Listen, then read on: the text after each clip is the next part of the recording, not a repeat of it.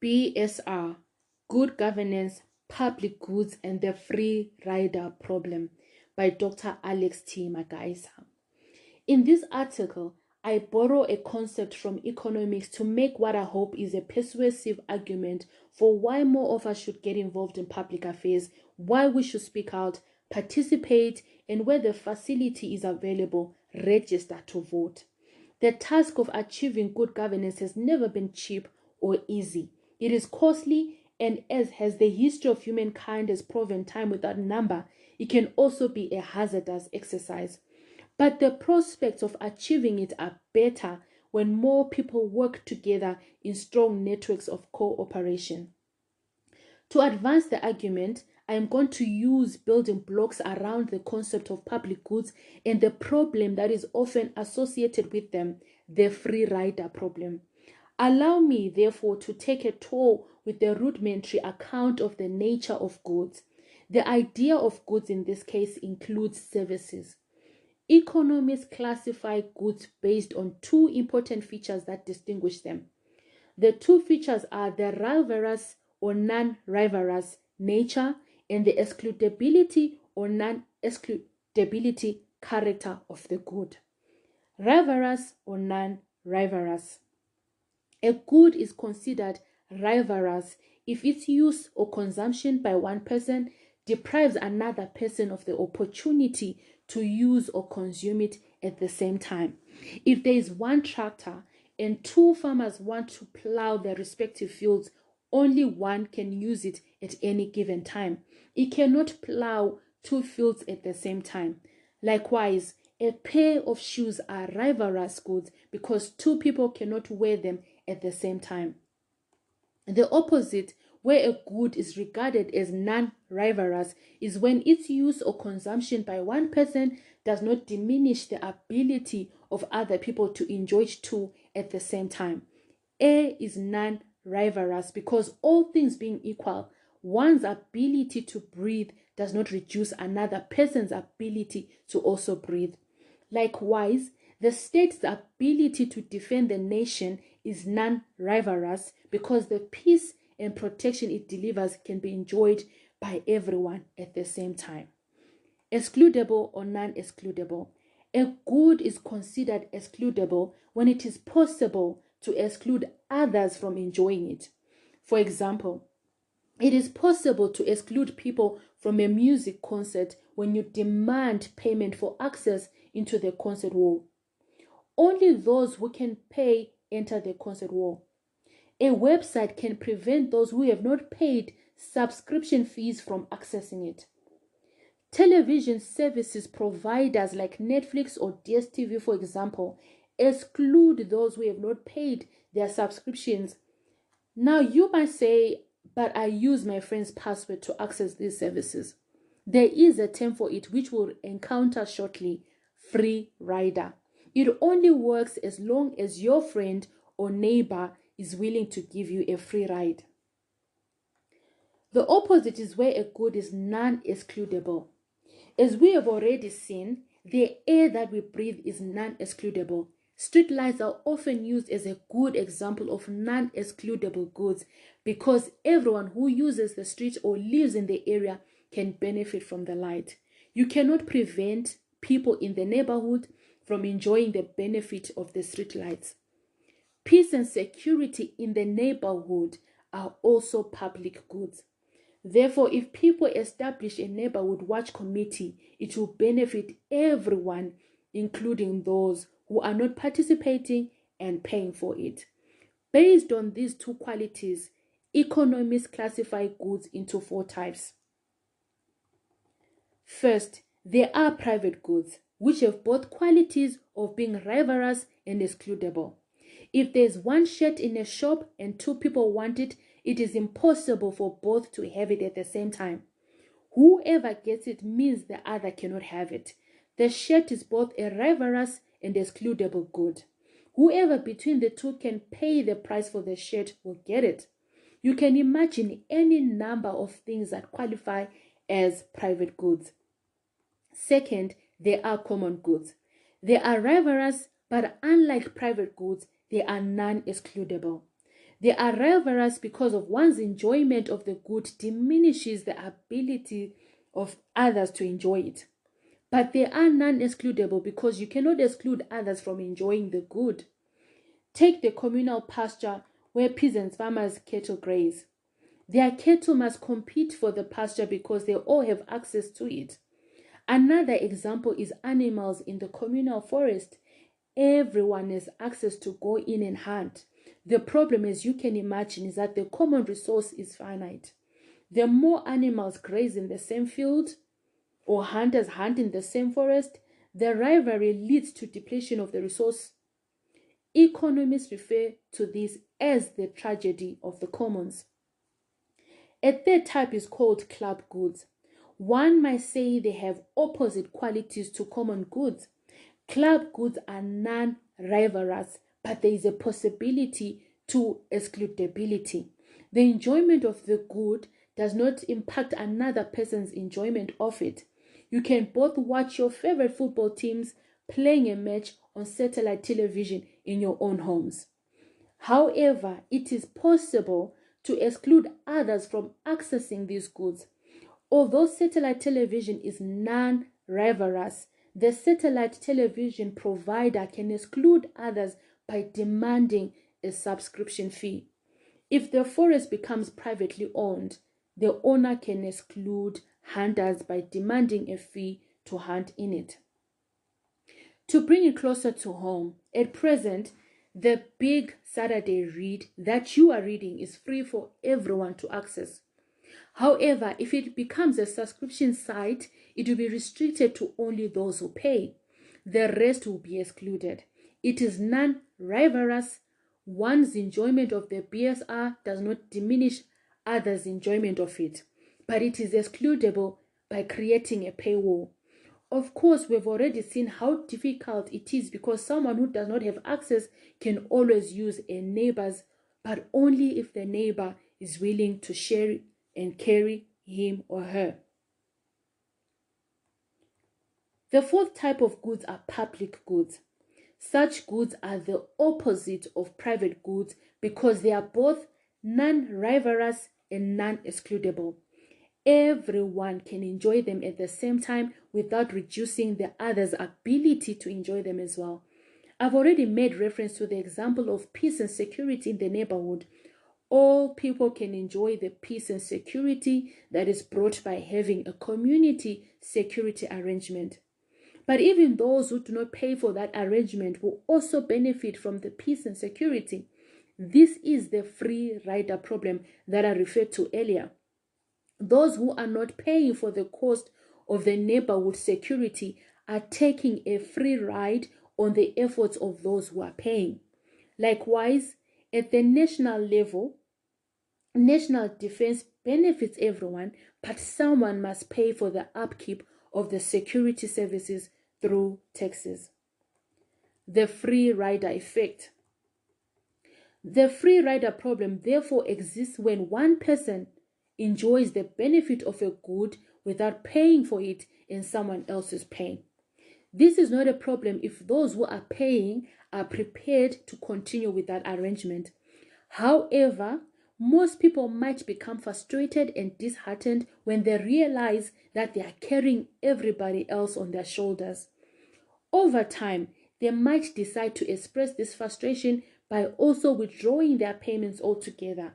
This will result in under provision of the public good. Club goods can suffer the same fate if fewer people subscribe while the rest take a free ride. One outcome might be that the provider will raise the price for the few who are paying subscriptions, but this might only lead to less subscriptions as people switch off. The quality of the goods might suffer, and at worst, the provider might close because it will not be viable to continue when costs outweigh benefits. Scenario: peace and security in the neighborhood. Imagine a situation where there was a neighborhood watch committee formed by a community to provide security in their area. At first, 18 out of the 20 households agreed to join the association. They paid a $10 subscription each month to hire guards and patrol the streets at night. In that case, already there were 2 households who were taking a free ride on the rest because they were enjoying the benefit of security in the area without paying for it. Over time, some began to neglect their duty to pay until there were only 10 households left. This meant just half of the community were paying for security of the entire neighborhood. Faced with fewer resources, they had 2 choices if they wanted to continue with the arrangement: either to reduce the number of guards they were paying and therefore have less security, or to raise subscriptions to retain the full service. The problem of raising the subscription is that they might lose more members, but the low subscription will mean a poorer service. The problems persisted. Eventually, only 5 out of the 20 households remained in the association. They carried on for a few months, but frustrated and having to carry everyone in the neighborhood, they abandoned the project. It was back to the old situation of each household for itself.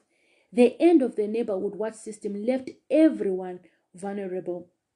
When criminals sensed that there was no security in the area, they went on a rampage, begging and stealing from the households.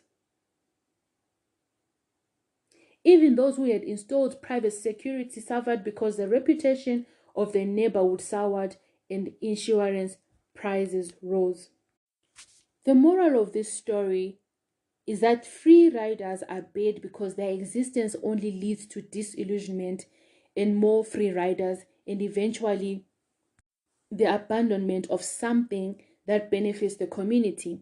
If all members of the community paid to install streetlights, it means there are no free riders. However, once some of them stop paying their subscriptions, they become free riders. As more join them in the ranks of free riders, the community will end up in complete darkness. It only requires the act of people getting together again, with everyone playing their part, for light to be restored in the community. Having set the scene, let us now apply this to the field of governance. Good governance as a public good.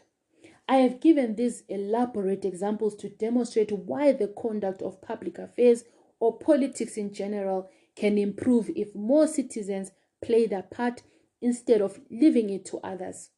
I'm not going to let the conceptual complexities of the notion of good governance detain us, although they are acknowledged. However, the concept of good governance features prominently in our national charter, the Constitution of Zimbabwe.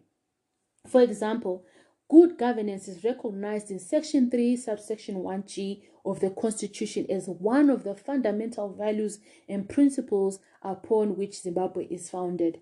Section 3, subsection 2 goes on to outline several principles of good governance, which include a multi-party democratic system, free and fair elections, equitable sharing of resources, separation of powers, transparency, accountability, and responsiveness, among others. Good governance is the first national objective in Chapter 2 of the Constitution. It is fair to say that good governance is a standard that citizens expect from their government, and that all institutions have a role in the management of public affairs. An environment of good governance is one in which citizens enjoy their fundamental rights and freedoms. It also provides a conducive environment for citizens to fulfill their economic potential. Every person wants peace, freedom, security, and prosperity. If we go back to the taxonomy used by economists to classify types of goods, where would good governance fit?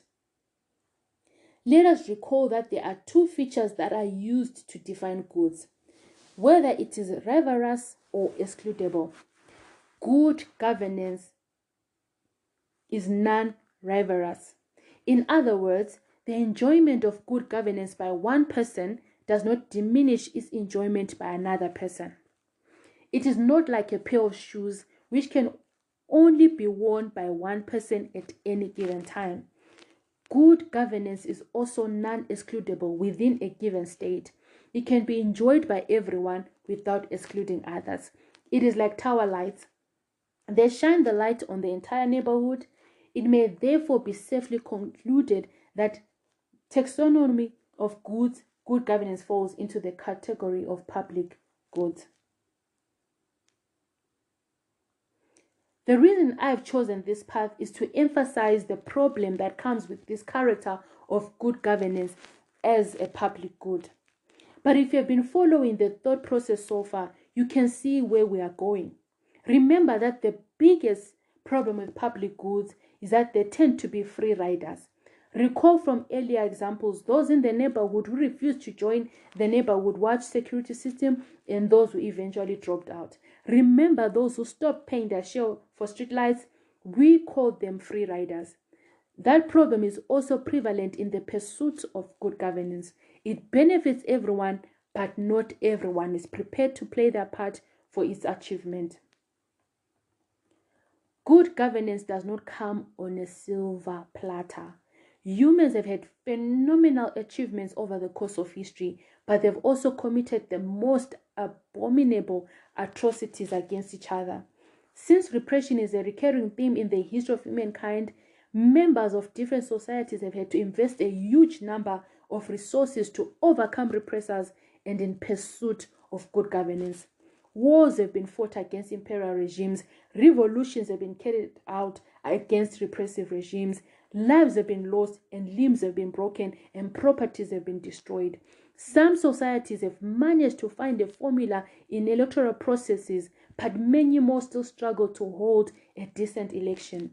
The inherent risks mean that while good governance is desirable for everyone, not everyone is willing to do their fair share, which leaves only a few carrying the heavy load.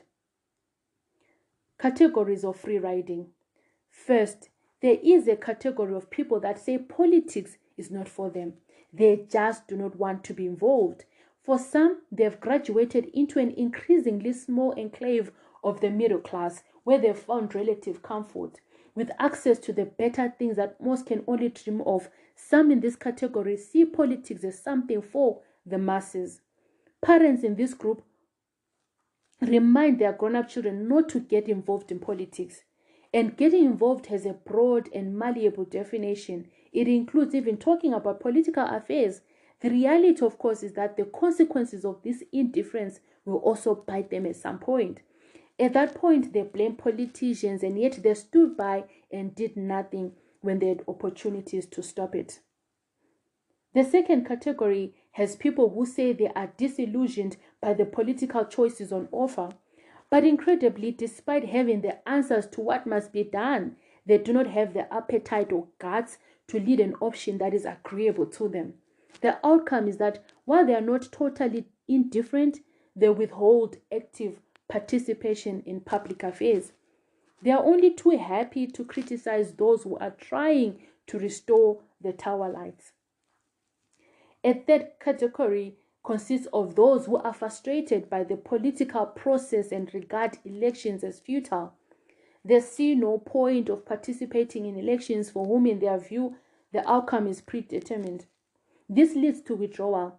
People in this category might have been registered before, but they no longer turn up for elections. Others, especially the younger generation, taking a cue from those around them, have never registered. The fourth category comprises of people who are simply dumbstruck by fear.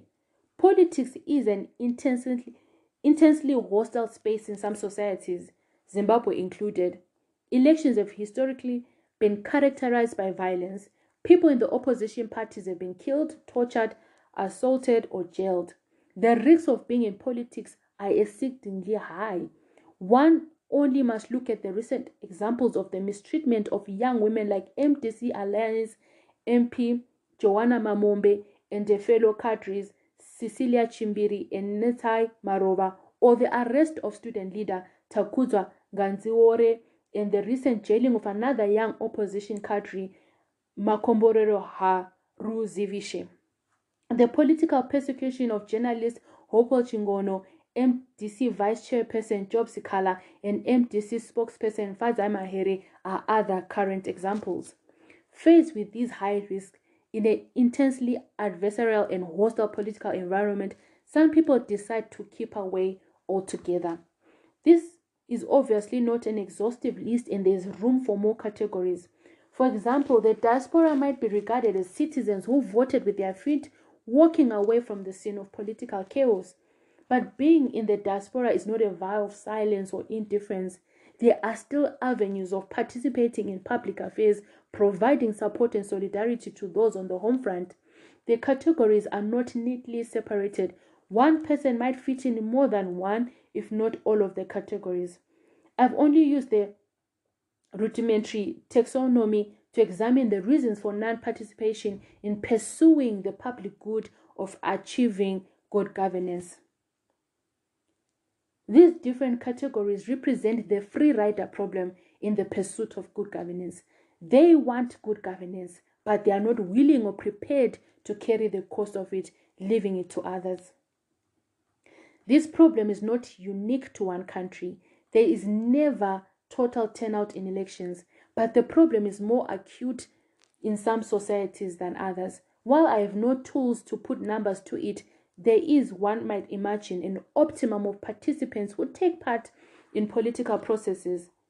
The problem is when the number of free riders rises far beyond the optimum level, when there are too many free riders.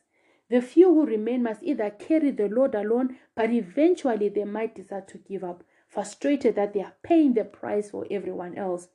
If they succeed, the majority should not be surprised if they develop a sense of self-entitlement.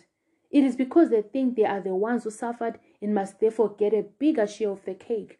It is another way to look at the problem of all veterans and their incessant demands for more compensation and rewards after the war. In conclusion, if we take good governance as a public good, something that is enjoyed by all without diminishing the enjoyment of others or excluding others, then it is important to ensure that everyone plays their role in achieving and maintaining it. In this regard, it is important to appreciate the free rider problem, a recurring weakness where public goods are concerned. While there's always someone who does not pay, the problem becomes when many others join that person and the burden is left to only a few people. Eventually, they might give up. To use the streetlights analogy, the free rider problem will lead to darkness. For there to be light, people must speak up, participate, and at the very minimum, register to vote. That will be the first step on the road to overcoming the free rider problem.